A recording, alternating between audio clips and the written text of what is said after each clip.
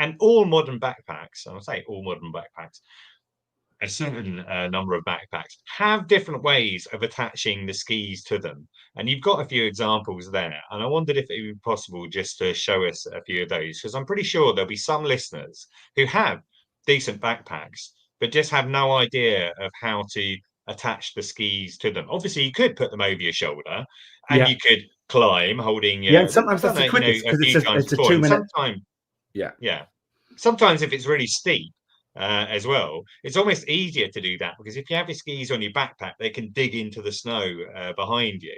But go on, let's have a look at the setups that you've got. So if you're going to do if you're going to get somewhere and you're going to do a 2 minute, it will take you 5 minutes to put your skis, get your bag off, so just put them over your shoulder, dead quick. You don't have to use any straps. You just put them over your shoulder, off you go. You got your poles for balance.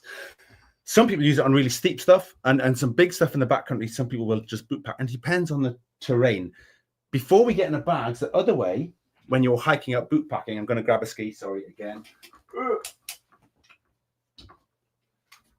You might actually be using the skis to pull yourself up the snow as balance.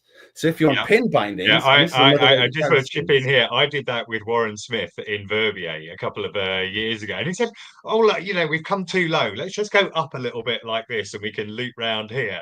And there've been some avalanches, like the previous day.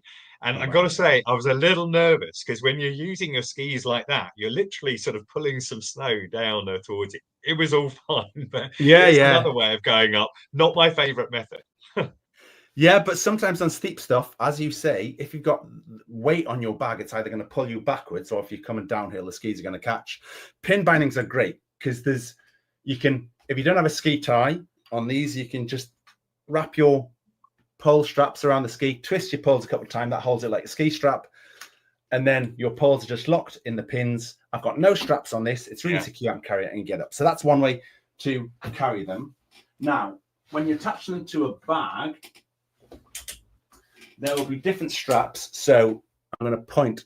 This is just an Osprey bag. That's called A-frame. So when we look at the skis are tied together at the top, and then one ski comes down one side of the backpack, one ski comes down the other, and it makes the letter A, hence A-frame.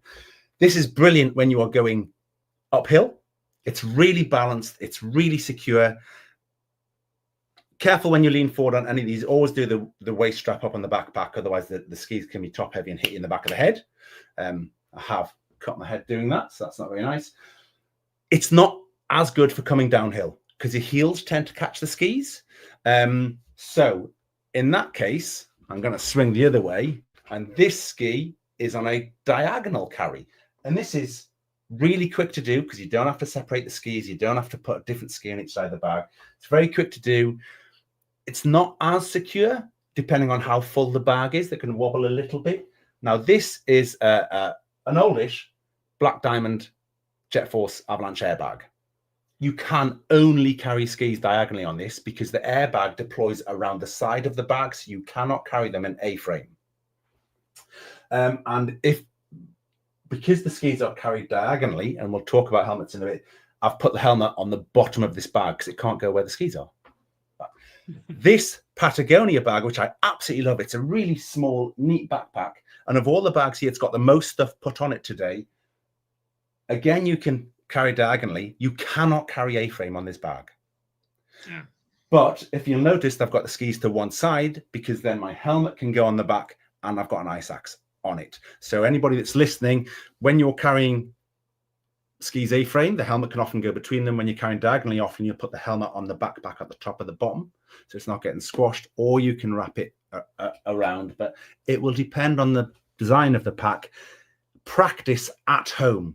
Find a space where you can lay everything out on the floor, put some stuff in the bag. These have got pillows and jumpers in them just to pad them out, and practice putting stuff on. But put your avalanche safety kit in. Put all those bits on so you know where all the lumps and bumps are.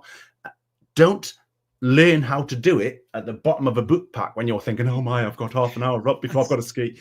Sort all that at home.